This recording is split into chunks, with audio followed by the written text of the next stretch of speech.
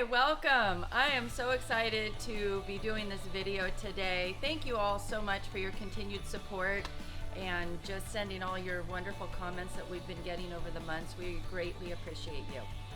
Today we're going to be making homemade laundry detergent, and we'll be making this with very, very simple ingredients. I'm going to be using salt instead of borax, so if you have sensitive skin, you'll appreciate it. Otherwise, you can substitute the salt with borax as normal.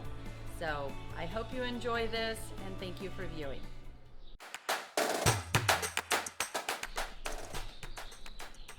One more. So many things that I'm adding that I wasn't gonna add. She barked anyways. I need a new guy over here. That's pretty funny. Okay.